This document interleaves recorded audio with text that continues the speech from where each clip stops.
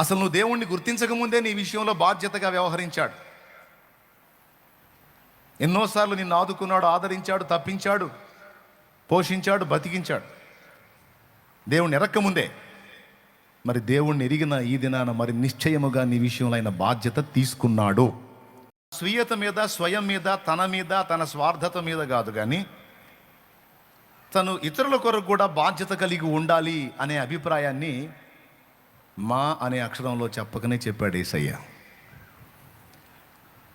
Okay, పరలోకమందున్న నా తండ్రి అనలా, మా తండ్రి అంటే తనతో పాటు ఇతరులను కలుపుకుంటుంది.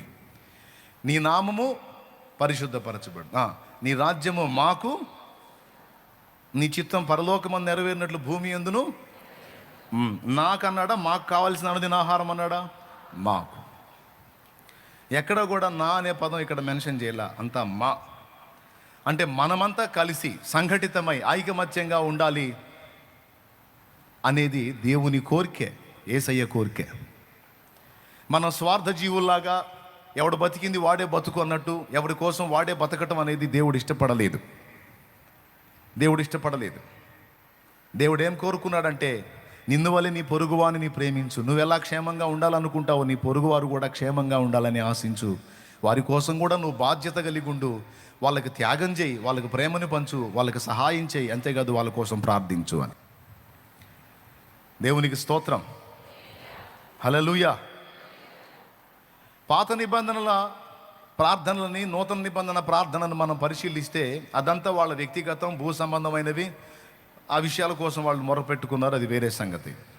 కానీ క్రొత్త నిబంధనలో ఎక్కువ శాతం ప్రార్థనలన్నీ కూడా దేవుని నామ మహిమ కొరకు, ఆయన రాజ్య విస్తరణ కొరకు, ఆయన చిత్తము యొక్క నెరవేర్పు కొరకు, ఆయన అధికారం భూమి మీద విస్తరించుట కొరకు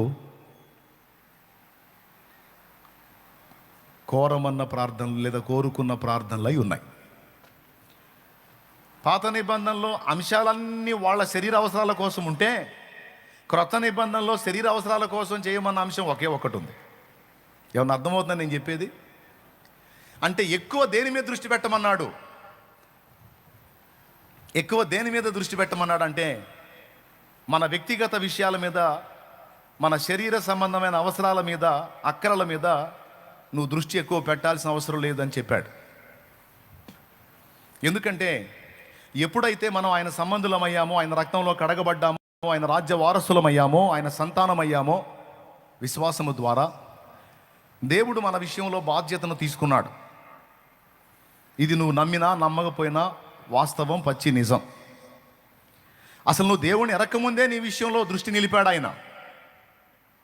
అసలు నువ్వు దేవుణ్ణి గుర్తించకముందే నీ విషయంలో బాధ్యతగా వ్యవహరించాడు. ఎన్నోసార్లు నిన్ను ఆదుకున్నాడు, ఆదరించాడు, తప్పించాడు, పోషించాడు, బతికించాడు. దేవుణ్ణి ఎరక్కముందే. మరి దేవుణ్ణి ఎరిగిన ఈ దినాన మరి నిశ్చయముగా నీ విషయంలో ఆయన బాధ్యత తీసుకున్నాడు. అది తిరుగులేదు దానికి. ఎంతమంది అయితే మారు మనసు పొంది బాప్తిసమం పొంది దేవునికి చెందిన వారయ్యారో వారందరికీ వాక్యం ఏం చెప్పిందో తెలుసా? దేవుని కుమారులు, దేవుని కుమార్తెలు అని టైటిల్ ఇచ్చింది. యోహాను సువార్త 1వ అధ్యాయం 12వ వచనం ఇదే మాట చెప్పింది. ఆ మాట అలానే ఉంటుంది, నాకు వెళ్ళి చూడండి. తనను ఎందరు అంగీకరించారో వారందరికీ, అనగా తన నామమందు విశ్వాసం ఉంచిన వారందరికీ దేవుని కుమారులకు లేదా దేవుని పిల్లలగుటకు ఆయన అధికారము అనుగ్రహించెను. దేవుని పిల్లలు, అందులో ఆడపిల్లలు మగపిల్లలు అందరూ ఉన్నారు. కాబట్టి ఇప్పుడు విశ్వాసమును బట్టి మనమందరం ఏమయ్యా అంటే దేవుని సంతానమయ్యాం గనుక మన శరీరానికి, ఈ భూమి మీద బతికే 4 రోజుల అవసరాలకు సంబంధించినటువంటి విషయాలకు వచ్చేటప్పటికీ వాటి గురించి నువ్వు ఎక్కువ ఆలోచించి మొత్తుకోవాల్సిన అవసరం లేదు అనే మాట స్పష్టంగా చెప్పకనే చెప్పినట్టు యేసు ప్రభు దానికి ఒక్క అంశం మాత్రమే ఇచ్చాడు. మా అనుదిన ఆహారము నేడు మాకు. నీ శరీరాన్ని గురించి నువ్వు ఆలోచించాల్సింది 7 అంశాలలో ఒక అంశం మాత్రమే. ఇక మిగిలిన 6 అంశాలు ఇతర విషయాలను గురించినవే. అంటే నీ శరీర సంబంధమైనటువంటి సమస్యల కోసం లేదా ఇబ్బందుల కోసం నీవు ప్రార్థించాల్సింది లేదా ప్రయాసపడాల్సింది ఒక్కింతే. ఇక మిగిలిన అంశాల కోసం నువ్వు ఆరింతలు ప్రయాసపడాలి అని చెప్పాడు. వాటిల్లో 4 అంశాలు అయితే దేవునికి సంబంధించినవి, వాటి కోసం నీ మనస్సు నిలపాలి. దీన్నే మత్తయి సువార్త 6లో చెప్పాడు, మీరు మొదట ఆయన నీతిని రాజ్యమును వెదకుడి, పిదప అన్నీ మీకు అనుగ్రహించబడతాయి అన్నాడు. ఆయన నీతిని రాజ్యాన్ని వెతుక్కుంటే మా కడుపు ఎట్ట నిండిద్ది, మా అప్పులు ఎట్ట తీరతాయి, మా సమస్యలు ఎట్టబోతాయి అని నువ్వు అడుగుతావు. ఆయన అంటాడు, నీవు నా కుమారుడవు, కుమార్తెవు. విశ్వాసమును బట్టి నీకు అక్కరగా ఉన్నవేవో నాకు తెలుసు. వాటిని గురించి నువ్వేం దిగులు పడాల్సిన అవసరాలా, విచారపడాల్సిన అవసరాలా. అవసరాన్ని బట్టి నీకు కొన్ని అనుమతించేది నేనే, అవసరం తీరినప్పుడు వాటిని తొలగించేది నేనే. నీ విషయంలో నేను బాధ్యత కలిగి ఉన్నాను, ఎందుకంటే నీవు నా కుమారుడవు, నీవు నా కుమార్తెవు. దేవునికి స్తోత్రం. ఇప్పుడు తండ్రి పెంపకంలో ఉన్న కొడుకు కానీ కూతురు కానీ తండ్రి చేతి కింద ఉన్నప్పుడు తన తిండి గురించి కానీ, వస్త్రం గురించి కానీ, భద్రత గురించి కానీ, సబ్బు గురించి కానీ, బ్రష్ గురించి కానీ, పేస్ట్ గురించి కానీ, ఒళ్ళు తుడుచుకునే తువాలు గురించి కానీ, దేని గురించి అయినా ఆలోచిస్తామా? తండ్రి చేతి కింద పెంచబడుతున్న మనం వీటి గురించి ఆలోచిస్తామా? ఆఖరికి నైటు పగలు మనకేదన్నా సమస్య వచ్చినా కూడా ఫస్ట్ అనే మాట ఏం తెలుసా? మనకేదన్నా దెబ్బ తగిలినా కూడా అబ్బా, ఇప్పుడు లాగా ఒకటి కొట్టాడు అనుకో, దెబ్బ తగిలిన అబ్బా అంటారు. అబ్బా అబ్బైందండి. మీరు అంటారా అనరా?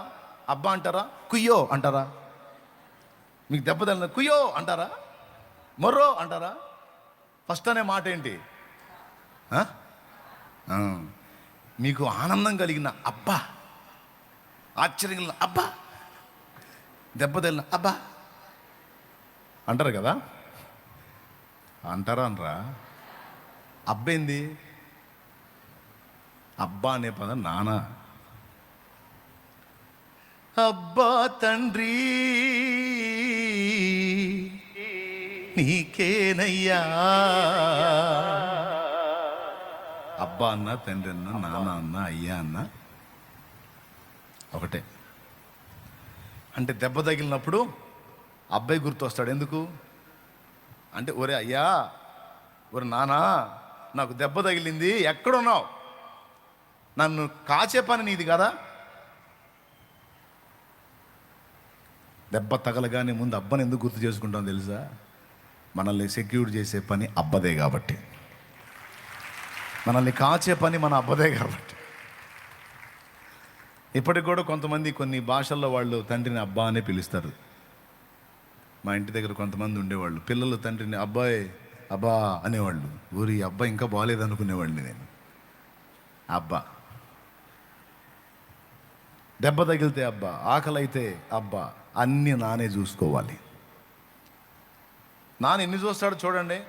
మన ఆహారానికి రెడీ చేస్తాడు, వస్త్రానికి రెడీ చేస్తాడు, మన సబ్బు, పేస్టు ప్రతిదీ రెడీ చేస్తాడు.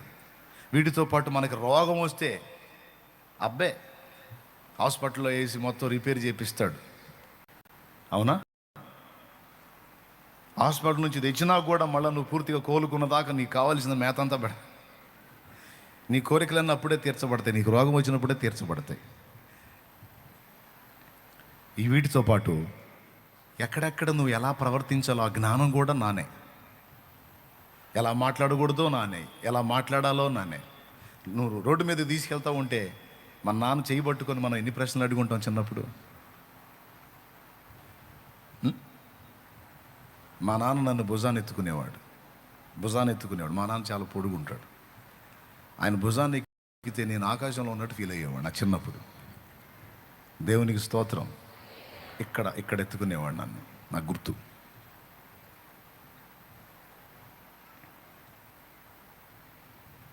తిరుపతికి పోతే ఇక్కడ ఈ భుజం మీద ఎక్కించుకొని తిరుపతిలో తిరిగాం. తర్వాత మా నాన్న తెలుసుకొని, సత్యం తెలుసుకొని, మా నాన్న కూడా బాప్తిస్మం పొంది మోకాళ్ళ ప్రార్థన వీరుడై దేవుని దగ్గరికి చేరాడు. ఆ చిన్నవాడిని, చాలా చిన్నవాడిని. అప్పుడు నాకు ఆ సన్నివేశం గుర్తు. ఇక్కడ ఎక్కించుకుంటే ఆకాశంలో ఉన్నట్టుండి నాకు. ప్రశ్నలతో దించేవాడిని. నానా అదేంది, నానా ఇదేంది, నానా అదేంది, నానా ఇదేంది అని ప్రశ్నలతో. నేనేనా మీరు ఏడిపించలేదేంది? ఆయన చేయబట్టుకొని నడిపిస్తుంటే అన్ని డౌట్లేగా, అదేంది ఇదేంది ఇదేంది అదేంది అని పీడించి అడగలా. అన్నీ నానే. జ్ఞానము నేర్పాల్సింది నాన్నే, ఆకలి తీర్చాల్సింది నాన్నే, వస్త్రము ఇచ్చేది. దీనికోసం నువ్వు మీ నాన్న దగ్గర ఉన్నప్పుడు ఏమైనా నువ్వు వ్యక్తిగతంగా తిప్పలు పడ్డావా?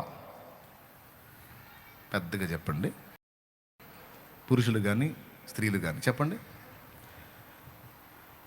తిప్పల వల్ల అన్నీ ఆయనే చూసుకున్నాడు. ఇప్పుడు యేసయ్య చెబుతుంది అది.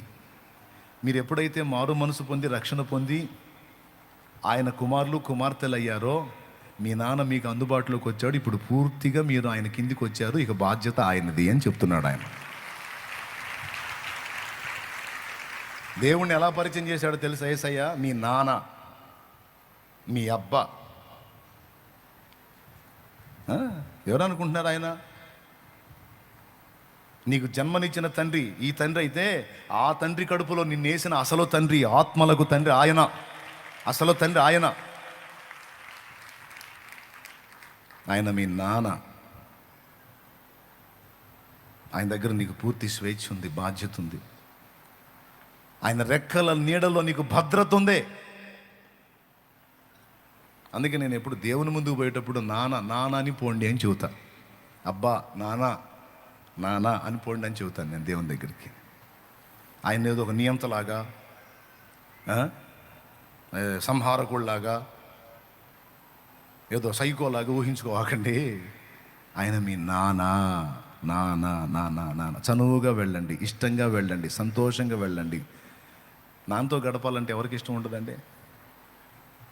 దేవునికి స్తోత్రం, హల్లెలూయా. మీరు ఎంతమందికి ఇష్టం నాన్నతో గడపటం? ఎంతమందికి ఇష్టం? పాపం పెద్ద వయసు ఉన్న పురుషులు కూడా చేతులు ఎత్తారు. కొంతమందికి ఇప్పుడు వాళ్ళ నాన్న లేడు, కానీ ఉంటే వాళ్ళకి ఆశ ఏంటంటే మా నాన్నతో నేను గడపాలి, మా నాన్నతో చాలా మాట్లాడుకోవాలి, మా నాన్నతో నేను చాలా ఆశ.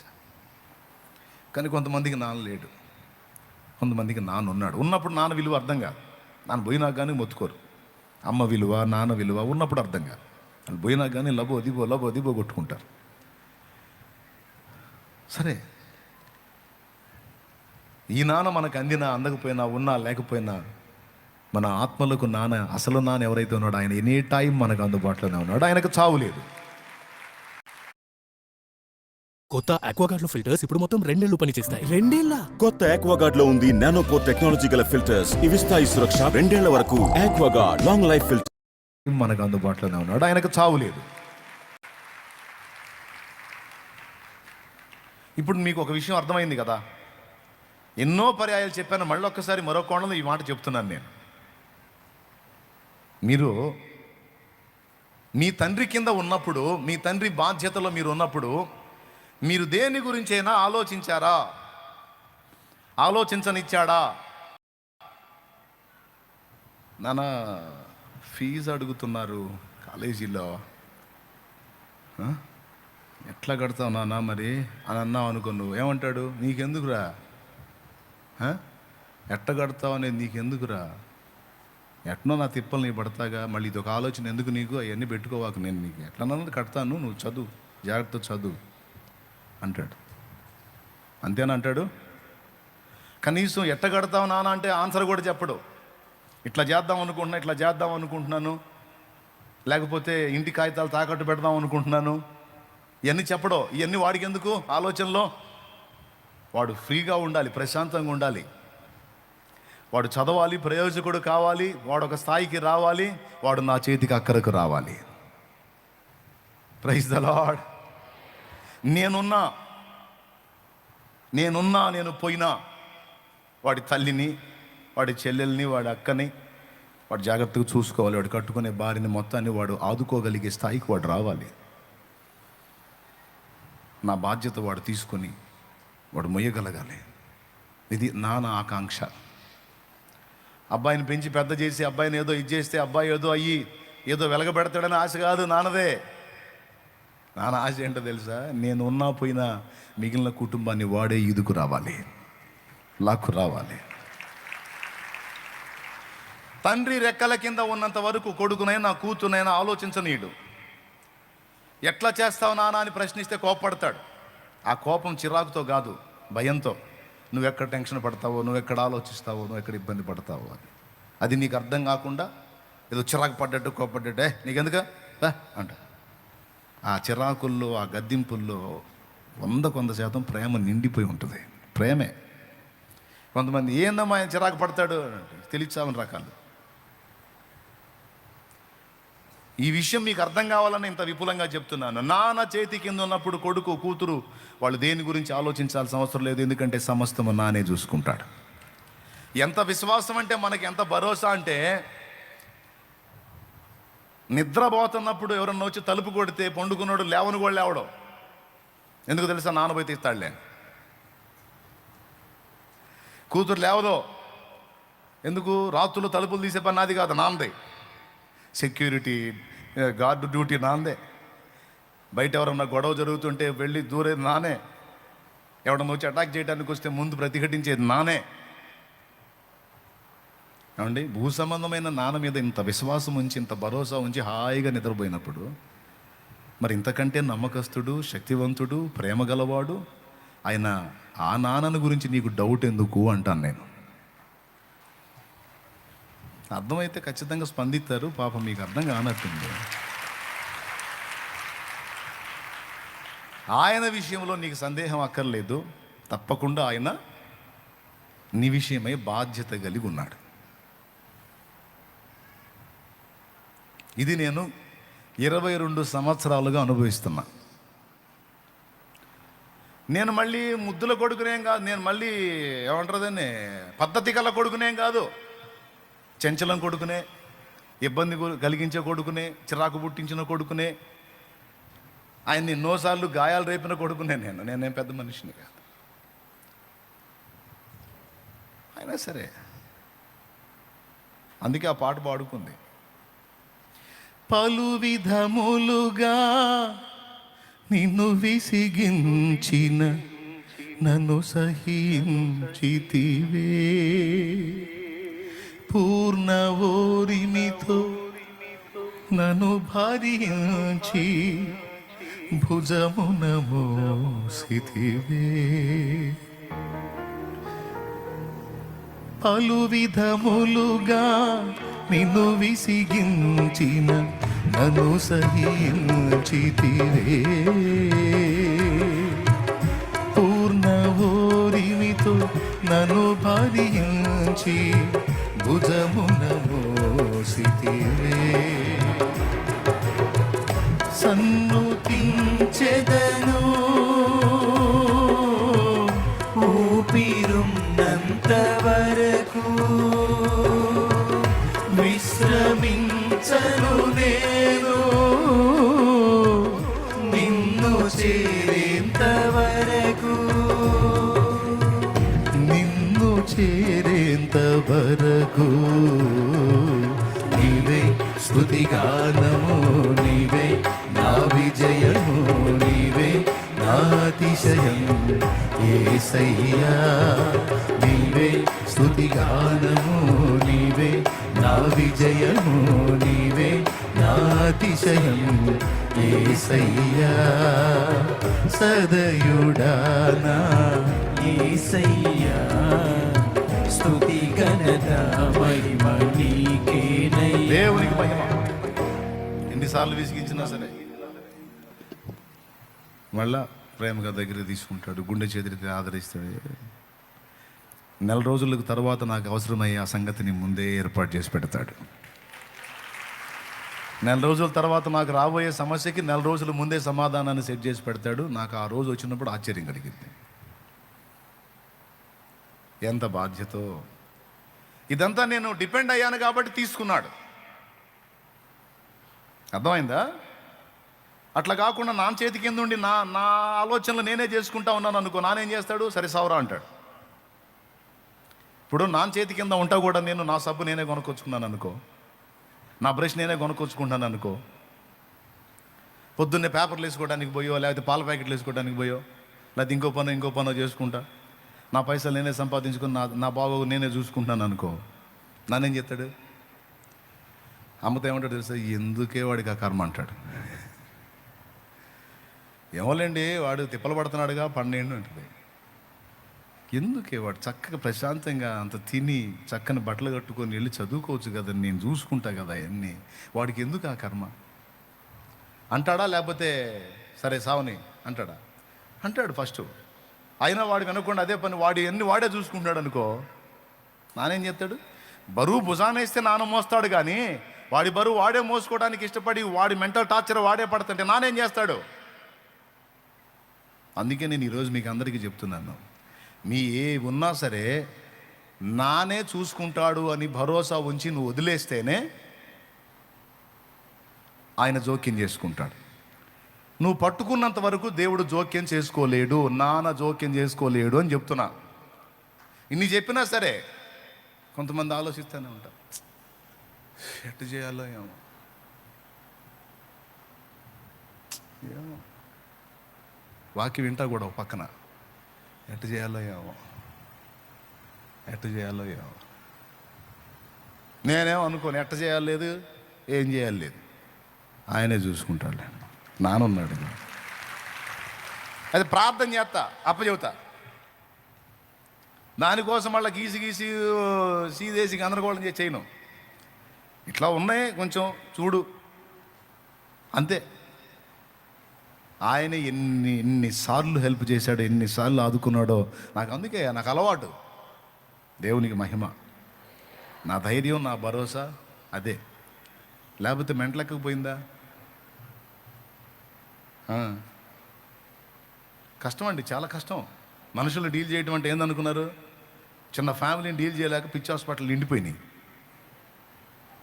మొత్తం నలుగురు ఉండరు ఆ ఇంట్లో, ఆ నలుగురిని డీల్ చేయలేక పిచ్చి హాస్పిటల్లోకి వెళ్ళిపోయి పడ్డారు. పిచ్చి హాస్పిటల్ పోయి చూడండి, కళకళలాడుతున్నాయి. అలాంటిది కొన్ని వేల కుటుంబాలు, కొన్ని వేల మంది మనుషుల సమస్యలు. ఇప్పుడైతే సంఘాలు, సేవకులు, వాళ్ళ కుటుంబాలు, వాళ్ళ పరిస్థితులు, ఇవన్నీ ఏ రోజు ఖాళీ ఉండదు.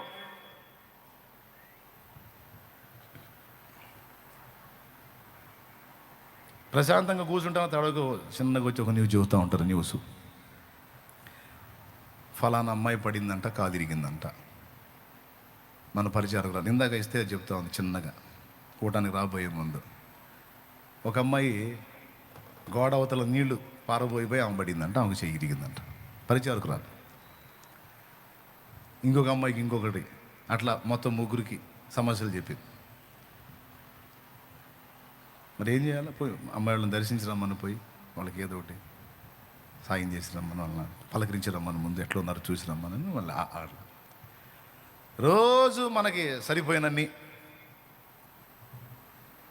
మరి ఇన్ని పెట్టుకొని ఇన్ని రకాల విషయాలు ప్రతిరోజు, ఏ రోజు ఖాళీ ఉండదు బుర్ర. ఇంటియో బయటియో ఏ ఒకటి మోస్తానే ఉండాలి. కానీ ఇన్ని ఉండి కూడా ఎలా నిద్రపోగలుగుతున్నా, ఎలా తినగలుగుతున్నా, ఎలా తిరగలుగుతున్నా అంటే ఒక్కటే ఒక ధైర్యం. ఏంది నేను చూసేది, అన్నీ నాయన చూసుకుంటాడు, నాన్న చూసుకుంటాడు. ఏంది నేను మోసేది, ఆయన మోసేది.